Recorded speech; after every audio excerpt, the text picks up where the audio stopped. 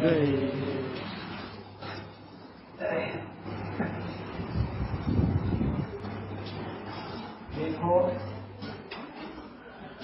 जैन आचार्यों ने जीवन के हर विषय पर ग्रंथ लिखे हैं। धर्म, दर्शन और अध्यात्म तो लिखा ही है, पर न्याय शास्त्र, गणित, ज्योतिष, आयुर्वेद, व्याकरण आदि सभी शास्त्र लिखे हैं। उनमें से हम इन 3 दिन को न्याय शास्त्र समझने के लिए लगाने का संकल्प करके बैठे हैं। और अब इसका आज का अंतिम व्याख्यान है। न्याय शास्त्र की कुछ बातें खास मैं आपको बताने की कोशिश करता हूँ। काफी बातें बता दी है, बहुत अच्छी महत्वपूर्ण बातें बड़ी निकली हैं। उन सबको आप अच्छे से याद रखना, पढ़ना। और अब देखो, थोड़ा आगे हम जो चीज हमारी एकादा छूट गई उनको भी आगे पढ़ते हैं। पेज नंबर 2 पर हमने तर्क किसे कहते हैं यहां तक पढ़ लिया था। अब अनुमान किसे कहते हैं ये समझने की कोशिश करते हैं, और ये बहुत इम्पोर्टेंट है। अनुमान का मतलब ऐसे ही दुनिया में लगने वाला अंदाजा नहीं, मेरा अंदाजा है, अंदाजे से ऐसा होगा, ये पक्का काम है, प्रमाण है। तो वो अनुमान क्या होता है वो पढ़ते हैं। देखो, साधन या हेतु, साधन कहो या हेतु कहो एक ही बात है, से साध्य का ज्ञान होना अनुमान है। साधन या हेतु के लक्षण पर भारतीय न्याय शास्त्र में खूब ऊहापोह हुआ है। ऊह भी तर्क का ही दूसरा नाम है। ऊहापोह माने तर्क वितर्क।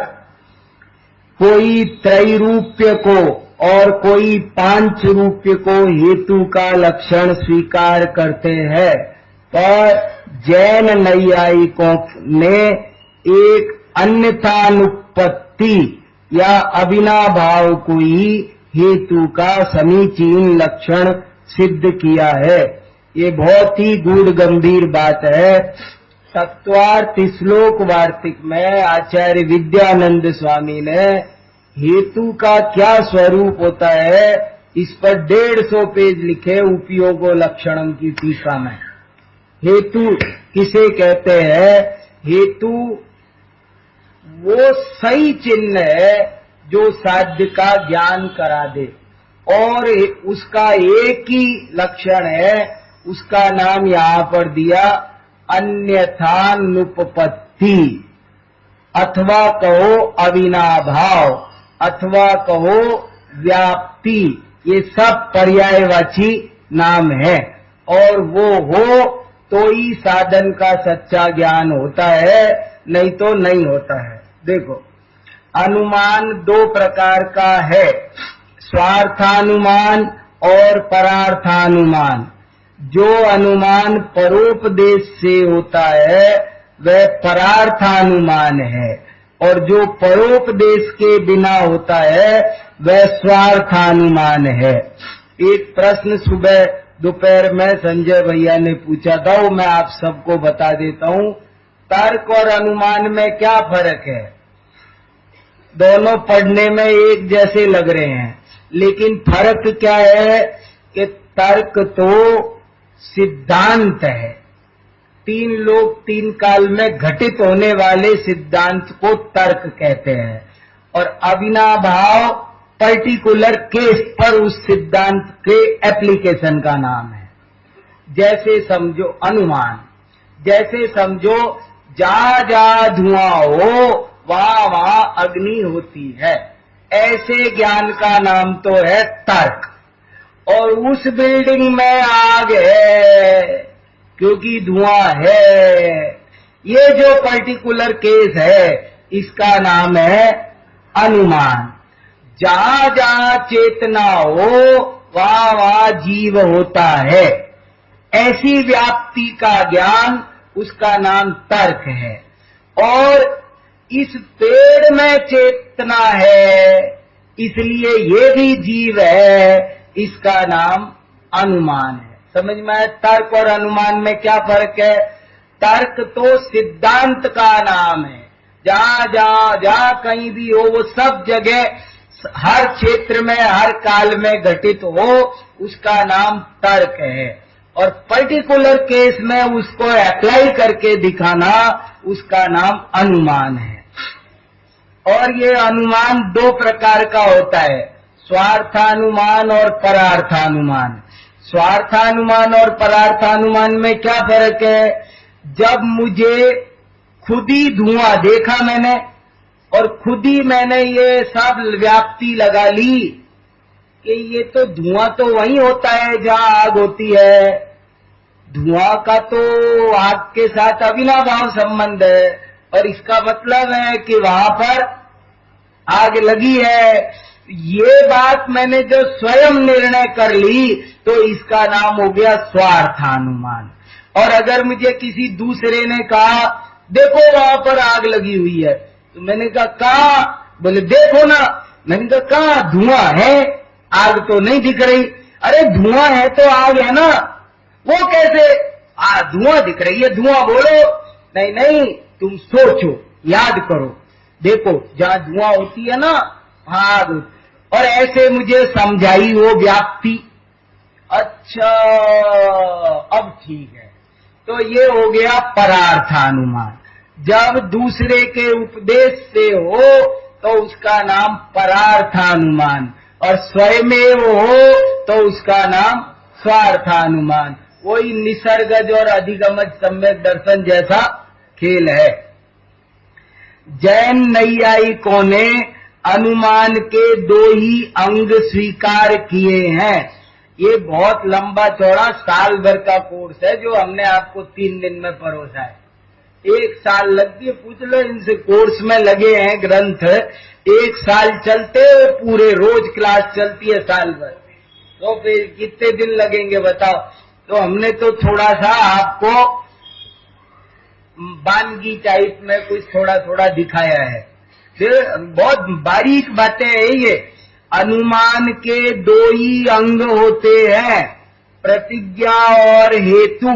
इसके अतिरिक्त उदाहरण, उपनय आदि को अनुमान का अंग स्वीकार नहीं करते हैं। हाँ, कदाचित वीतराग कथा में शिष्यानुग्रह के लिए उदाहरण आदि का कोई प्रयोग करे तो कोई आपत्ति नहीं है। 2 तरह की कथा होती है, एक का नाम वीतराग कथा, दूसरे का नाम विजिगीषु कथा। एक वीतराग कथा, एक विजिगीषु कथा। विजिगीषु का मतलब होता है जिसमें हार जीत की भावना हो। जब 2 शास्त्रार्थी, 2 विद्वान टक्कर के अलग अलग मतों के किसी बात का निर्णय करने के लिए बैठते हैं, तो वो विजिगीषु कथा है, तेरी बात सही है कि मेरी। तो ये यहाँ हार जीत भी मुख्य होती है, इसलिए इस कथा को कहते हैं विजिगीषु कथा।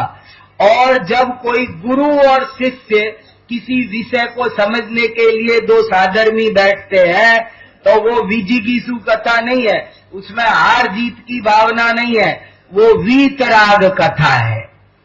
और इस वीतराग कथा में तो उदाहरण दे सकते हो आप, लेकिन विजिगीषु कथा चल रही हो, सामने वाला तो तुम्हें परास्त करने ही खड़ा हुआ है, और तुम उदाहरण दोगे तो वो उदाहरण से ही आपको पटक देगा। इसलिए विजिगीषु कथा में उदाहरण देने की मनाही है, क्योंकि उदाहरण सर्वदेश लगता भी नहीं है।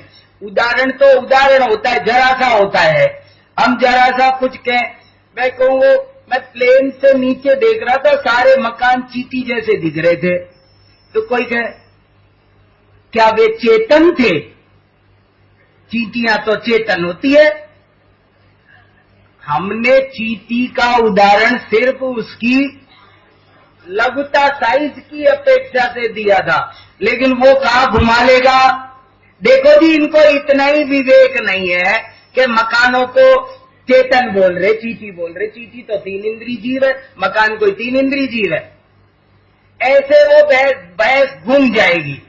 मैं कहूं कि देखो राजकुमार जी का दिमाग क्या कंप्यूटर है, तो आप कहोगे वो क्या अचेतन है, दूसरे का फीडिंग है, उनका अपना कुछ नहीं है। ये जो सारी किताबें लिख रहे हैं कहीं गूगल में से लिख रहे हैं कि अपने आप सर्च कर रहे हैं, तो वो चीज घूमनी नहीं चाहिए। इसलिए उदाहरण देने की मनाही है। कब? विजिगीषु कथा में। लेकिन वीतराग कथा में शिष्य को सावधान करके समझा के कि देख, मैं तेरी सहूलियत के लिए उदाहरण देता हूं, पर तू उदाहरण मत पकड़ना, सिद्धांत पकड़ना। ये गड़बड़ बहुत होती है। हम कोई उदाहरण सुनाते हैं ना तो वो याद रहता है, बाद में जाकर के कोई हंसी का उदाहरण लाते हैं रोचकता बनाने के लिए, कोई बढ़िया कहानी, तो सबको याद रह जाती है। और बाद में कर जाए, हम पूछते हैं ये किस लिए दिया था, वो नहीं पता, उदाहरण याद रह जाता है, सिद्धांत गायब हो। तो सिद्धांत को समझने के लिए उदाहरण होता है।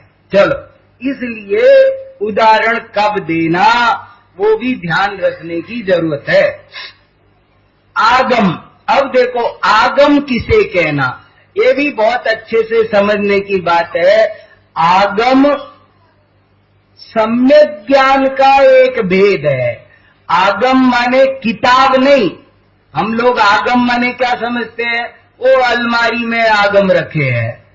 उनको उपचार से, कारण में कार्य का उपचार करके किताबों को, शास्त्रों को आगम कहते हैं। पर आगम की परिभाषा देखो, आप्त के वचनादि से होने वाला अर्थ ज्ञान आगम है। आप्त, ये बहुत इंपॉर्टेंट शब्द है।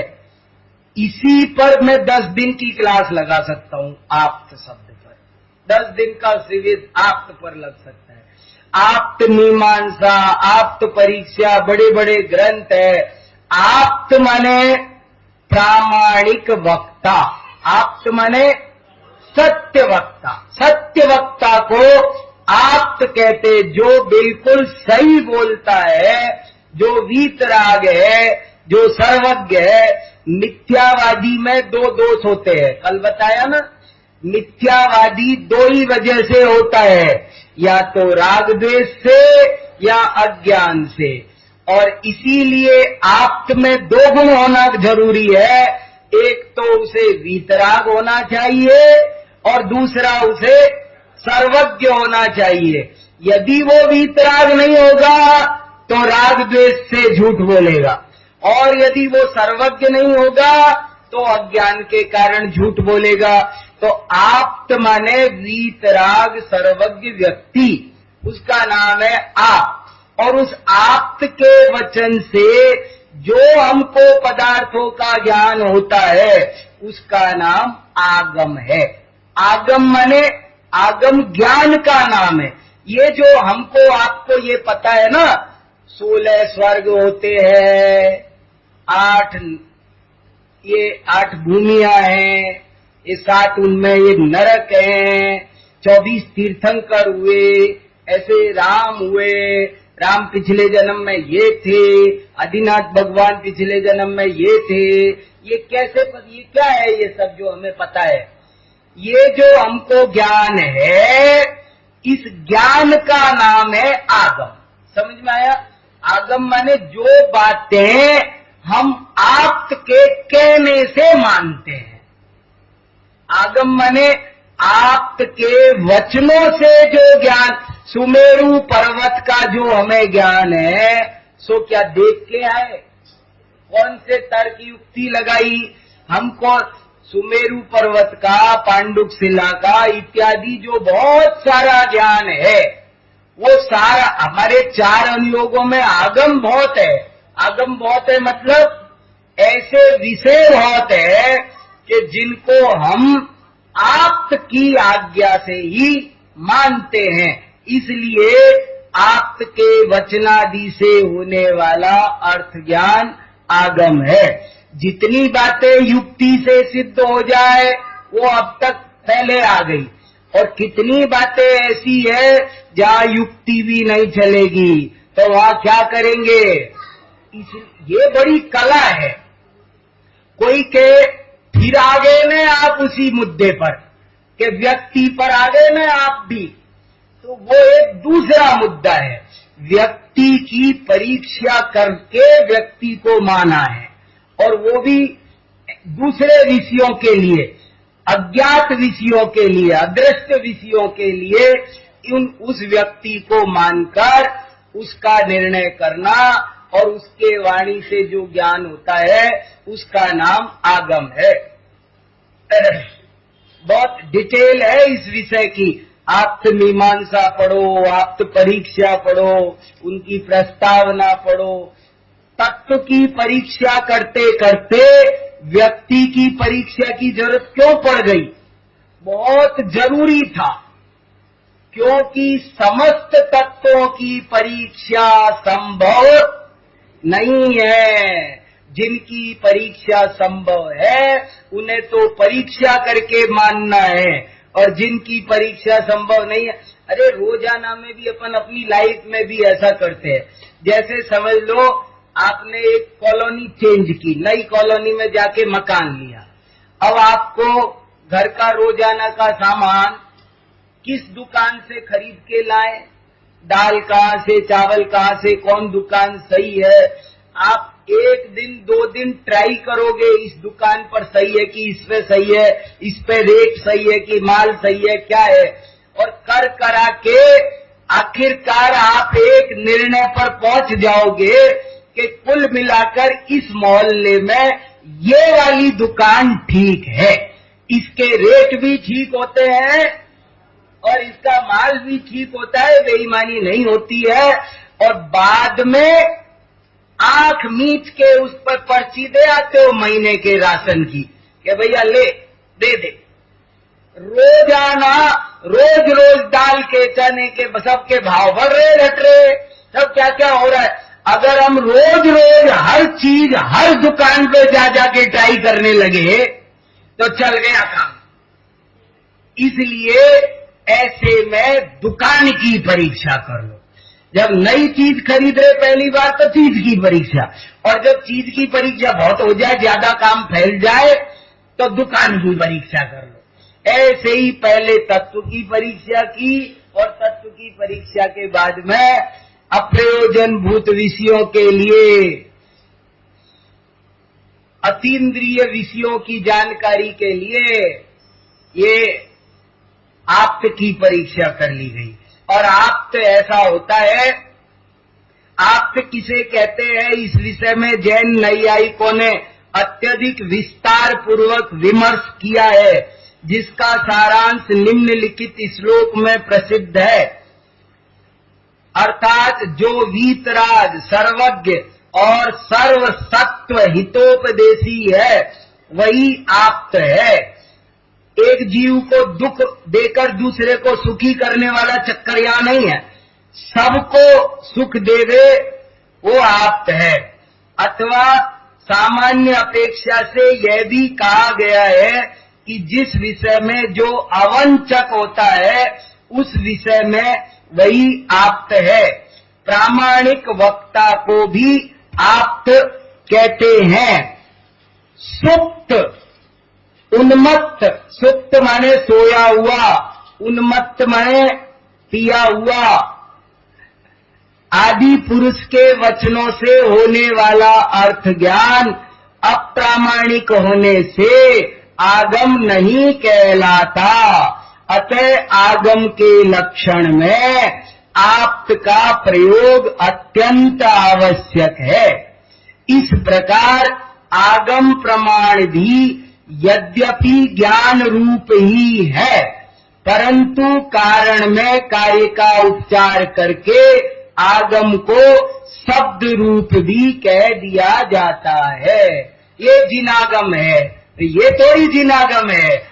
यहाँ जो उसका ज्ञान है वास्तव में उसका नाम जिनागम है। जैन नहीं आई, कुछ कहा? अवंचक माने जो नहीं ठगता, वंचक माने ठगने वाला। जो गलत बोलते मिथ्यावादी हैं वे जीवों को ठगते हैं, और सत्यवादी आप है वही जीवों को ठगते नहीं है, इसलिए अवंचक। अब देखो प्रमाण का विषय, प्रमाण का विषय अर्थात प्रमेय। प्रमाण का विषय माने प्रमाण का विषय अर्थात प्रमेय। प्रमाण का स्वामी अर्थात प्रमाता। प्रमाण माने सम्यक ज्ञान। प्रमाण का विषय सामान्य विशेषात्मक संपूर्ण वस्तु है, क्योंकि वही अर्थ क्रिया में समर्थ है। केवल सामान्य रूप या केवल विशेष रूप वस्तु की सत्ता ही मूलतः असिद्ध है। प्रत्येक पदार्थ सामान्य विशेषात्मक है। इसे जैनाचार्यों ने उत्पाद व्यय द्रव्य द्वारा भी बहुत अच्छी तरह समझाया है। तत्वार्थ सूत्र में आचार्य उमा स्वामी के इस विषय में दो अत्यंत महत्वपूर्ण सूत्र प्राप्त होते हैं। सत द्रव्य लक्षणम उत्पाद व्यय द्रव्य युक्तम सत। जैनाचार्यों के अनुसार पदार्थ परिणमनशील नित्य है। परिणमनशील नित्य है, नित्य भी हुआ अनित्य भी हुआ। देखो बहुत बड़ी बात है। और इसमें ये प्रमाण का विषय, इसमें भी बहुत लंबी चौड़ी चर्चा है और सिद्ध होता है, यहीं से निकल कर आता है अनेकांत और स्यादवाद। प्रत्येक वस्तु परस्पर विरोधी धर्मों को धारण करती है। वो नित्य भी है और अनित्य भी है। देखो, अगर आत्मा सर्वथा अनित्य हो तो भी हमारा ये सारा धर्म कर्म बेकार है। सर्वथा अनित्य का मतलब है क्षण भर में नाश को प्राप्त हो जाने वाली, तो फिर काय को पूजा पाठ स्वाध्याय धर्म ध्यान करना। अगर सर्वथा अनित्य में भी अर्थ क्रिया नहीं बनती, सर्वथा नित्य में भी अर्थ क्रिया नहीं बनती, और सर्वथा नित्य हो तो सर्वथा नित्य का मतलब है कूटस्थ, उसमें कोई परिणमनी ना हो, जैसा है वैसा रहे, तो भी हम क्या धर्म करें, क्या स्वाध्याय करें। अगर आत्मा सर्वथा नित्य हो, नित्य माने बिल्कुल कूटस्थ जाम, हिलती ना हो, परिणमन नाम की कोई चीज ही ना हो, तो भी सारा पाप पुण्य धर्म कर्म व्यर्थ सिद्ध होता है। और यदि सर्वथा अनित्य हो तो, अरे हम डॉक्टर के पास जाते हैं, हमारे घर का कोई सदस्य बीमार हो तो डॉक्टर साहब जरा देखना इनकी तबीयत खराब हो गई, डॉक्टर को सौंप देते हैं अपना घर का सदस्य, और डॉक्टर क्या करता है कि उसका मर्ज ठीक करके हमें वापस लौटा देता है। तब ना हम जाते हैं। अगर डॉक्टर मर्ज के साथ मरीज को भी खत्म करने लग जाए तो कोई जाएगा क्या? इसलिए यहाँ पर वस्तु सर्वथा नित्य हो तो भी बात नहीं बनती है, सर्वथा अनित्य हो तो भी बात नहीं। वस्तु सर्वथा अभेद हो तो ये ज्ञान है, ये दर्शन है, ये चारित्र है। ऐसा कैसे कथन किया जा सके? कथन भी ना बने।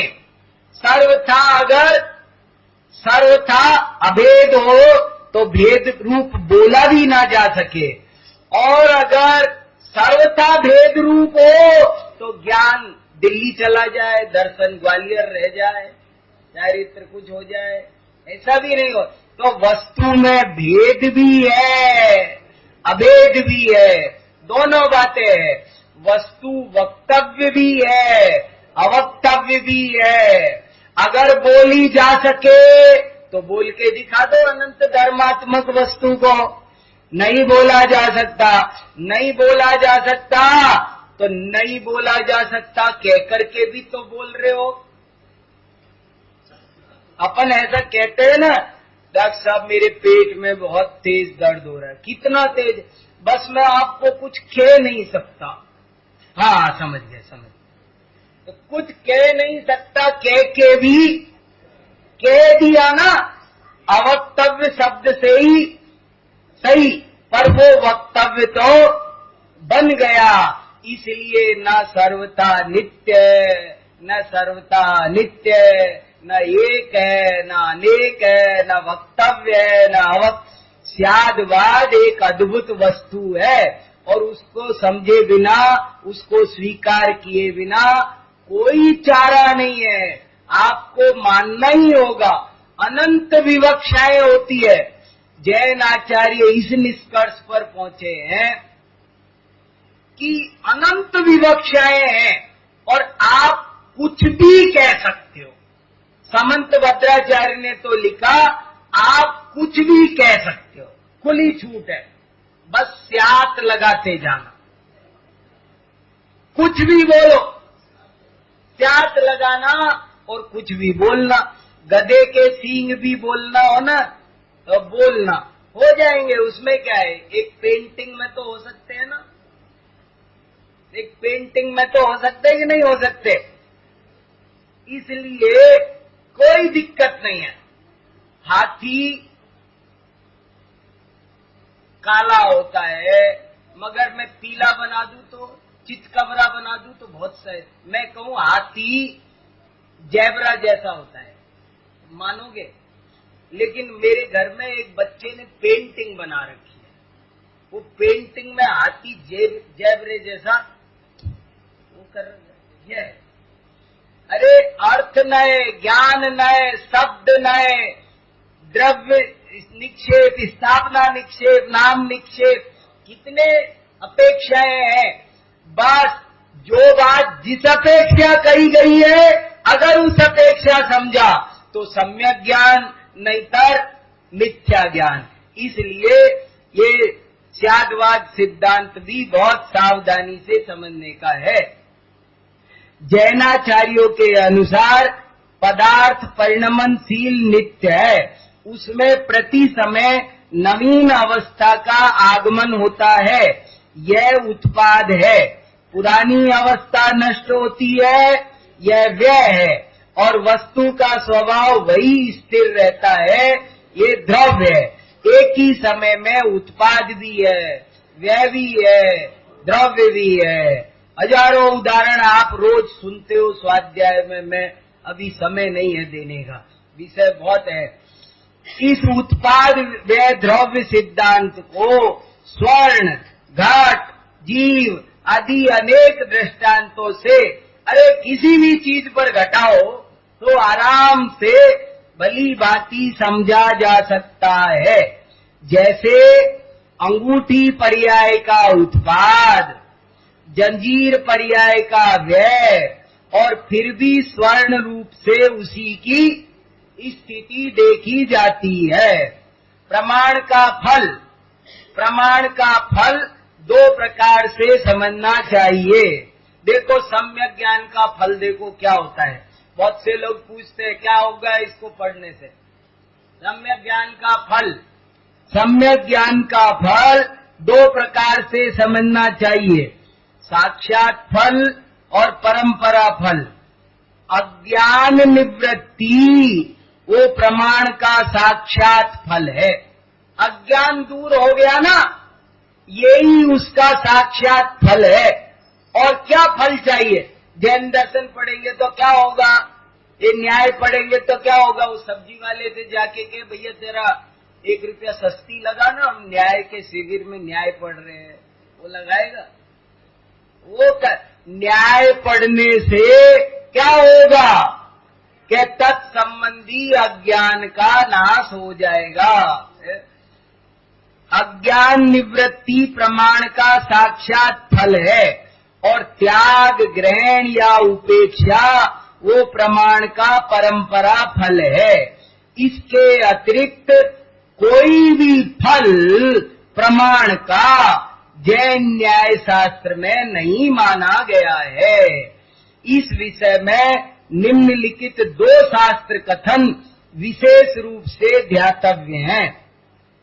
अज्ञान निवृत्ति आनोपादानोपेक्षाश्च फलम अथवा ज्ञान में फलम ज्ञाने ननु श्लाघ्य मनस्वरम अवो मोहस्य महात्म्यम यद अन्यदपि मृग्यते। मोह की महिमा है जो ज्ञान का फल भी और कोई वैभव चाहते हो। ज्ञान का फल तो अज्ञान की निवृत्ति है। हेय को हेय कर देना, उपादेय को ग्रहण करा देना, ये काम ज्ञान का है और काम ज्ञान का नहीं है। और फिर परीक्षा मुख आदि ग्रंथों में अंतिम प्रकरण आता है, उसका नाम है प्रमाणाभास। जैसे प्रमाण जानना जरूरी है, बिन जाने ते दोष गुणन को, दोष भी जानो गुण भी जानो, तो प्रमाण समझाया। अब प्रमाणाभास, इस प्रकार प्रमाण का विवेचन पूर्ण होता है, परंतु जैन नैयायिकों के अनुसार प्रमाण के साथ साथ प्रमाणाभास का भी ज्ञान होना आवश्यक है, क्योंकि प्रमाण के द्वारा पदार्थ की सम्यक सिद्धि होती है और प्रमाणाभास के द्वारा पदार्थ की विपरीत सिद्धि होती है। जैसा कि आचार्य माणिक्य नंदी ने परीक्षा मुख सूत्र में सर्वप्रथम ही जोर देकर कहा है, प्रमाणादर्थ संसिद्धि तदाभासाद विपर्यय इति वक्षे तयोर लक्ष्म सिद्धमल्पम लगीयस। जो प्रमाण नहीं है पर प्रमाण जैसा प्रतीत होता है अथवा प्रमाण माना जाता है, उसे प्रमाणाभास कहते हैं। सन्निकर्ष, इंद्रियां, इंद्रिय वृत्ति, ये सब न्याय के बारीक विषय हैं। कारक साकल्य, ये सब प्रमाणाभास है। एक सम्यक ज्ञान ही प्रमाण है, बाकी और किसी को प्रमाण मानना वो सब प्रमाणाभास है। और प्रमाणाभास के बाद जो पहले पेज पे चार्ट बनाया था वो सारा का सारा प्रमाणाभास का चार्ट बन जाएगा। वैसे की वैसे ही प्रमाणाभास के 2 प्रकार, प्रत्यक्षाभास, परोक्षाभास। प्रत्यक्षाभास के फिर भेद बन जाएंगे वही, परोक्षाभास के फिर 5 भेद बन जाएंगे, और ऐसे करके ये प्रमाणाभास का प्रकरण पूरा होगा। और अगले पेज पर नय का विवेचन शुरू होता है, जिससे हमारे बहुत सारे साधर्मी भाई ज्यादातर परिचित है। फिर भी ये भी विषय अच्छे से पढ़ने समझने का तो है, मगर अभी हमारे पास में समय नहीं है। पर नय क्या होते हैं, कितने प्रकार के होते हैं, प्रमाण के होते हुए नय की क्या जरूरत है। न्याय मंदिर में 7वां परिच्छेद है, 7वां द्वार है, वो पूरा का पूरा नय पर ही टिका हुआ है। वो देखोगे तो वो समझ में आ जाएगा। इसके बाद ये मैंने ग्रंथों की सूची बनाकर आपको दिखा दी थी कि इतने सारे ग्रंथ न्याय के हैं। वो आप थोड़े बहुत जो अपनी शक्ति हो वो 2-3 ग्रंथ तो जरूर पढ़कर देखो। कम से कम परीक्षा मुख और न्याय दीपिका, नय चक्र, एक आलाप पद्धति भी अच्छा नयों का ग्रंथ है। वो पढ़ने से प्रमाण और नय का बहुत अच्छा ज्ञान हो जाएगा। और इसके बाद एक और लेख आपको दिया है, न्याय शास्त्र के अध्ययन की क्या आवश्यकता है, और उसमें ये 6 शंकाएं उठाई है, और ये बहुत इम्पोर्टेंट शंकाएं हैं। उनको पढ़कर उनके समाधानों को पढ़कर न्याय शास्त्र में प्रवृत्ति करनी चाहिए। इससे हमारा ज्ञान न केवल निर्मल होगा बल्कि दृढ़ होगा। इसलिए ये विषय बहुत उपादेय है। जैसे देखो, पहली शंका क्या है?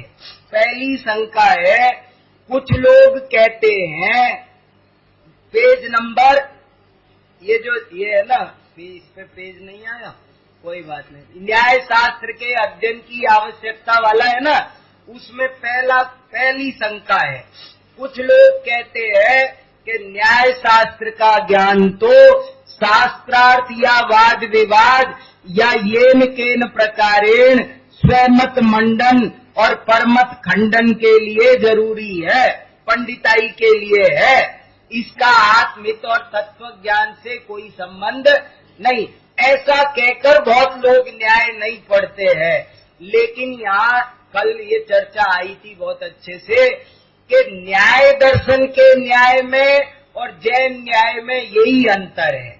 वहाँ तो ये सिखाया जाता है कि मैं तुझे जिता दूंगा बस, और जैन न्याय कहता है कि मैं तुझे जिताने की बात नहीं है, मैं तुझे सत्य क्या है, दूध का दूध और पानी का पानी कर दूंगा।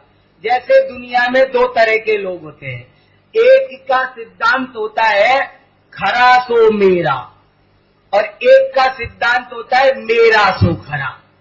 फर्क है दोनों में, बहुत जमीन आसमान का, समझ में आया? कुछ लोगों का सिद्धांत है खरा सो मेरा, लेकिन कुछ लोगों का सिद्धांत है मेरा सो खरा। तो न्याय दर्शन वालों का सिद्धांत है मेरा सो खरा, लेकिन जैन नैयायिकों का सिद्धांत है जो खरा सो मेरा। दुनिया में वकील दो तरह के होते हैं। एक वकील तो ऐसा होता है कि आप उसके पास जाओ तो वो कहेगा तुम सही हो या गलत चिंता मत करो, मैं तुम्हें जिता दूंगा। तुम मेरे पास आए हो ना, फीस दोगे कि नहीं मुझे 10 लाख, मैं तुम्हें जिता दूंगा बस। वो सामने वाला क्लाइंट कहता है साहब लेकिन मैं तो बिल्कुल गलत हूँ, गलती मेरी है सारी, तू चिंता मत कर, तू फीस देगा ना, जिताना मेरा काम।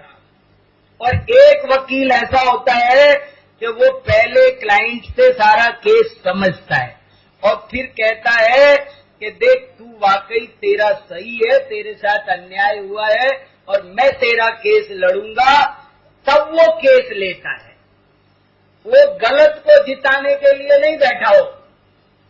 ऐसे ही जैन न्याय वो इसलिए नहीं है कि तुझे जिताया जाए, दूसरे को हराया जाए, वो तो इसलिए है कि सत्य क्या है ये सामने आ जाए, तुम सत्य के साथ हो लेना ना। इसलिए ये बात यहाँ कही जा रही है कि ये कोई वाद विवाद नहीं है, ये तो परीक्षा है तत्व का सही निर्णय करने के लिए। इस तरह की इसमें 6 शंकाएं हैं, वो शंकाएं पढ़ना, फिर उनके समाधान पढ़ना, और आप लोग न्याय शास्त्र में और गति करना, अच्छे से पढ़ना, बहुत प्रयोजनभूत लाभदायक विषय है। इससे लौकिक में भी अनेक प्रकार से लाभ होते हैं और तत्व ज्ञान में, तत्वाधिगम में भी बहुत अधिक लाभ होते हैं। 3 दिन आपके साथ बहुत बढ़िया न्याय शास्त्र का अध्ययन किया और इस तरह से जो कुछ हमसे हमारी शक्ति अनुसार बन सका वो आपको बताया करा। फिर भी कहीं किसी भी प्रकार का कहीं कोई अपराध किसी के भी प्रति हुआ हो तो मिच्छामि दुक्कड़म। और अब हमारे भी शाश्वत धाम उदयपुर से पधारे आदरणीय राजकुमार जी निवेदन करता हूँ आधा घंटा यहाँ पर हमें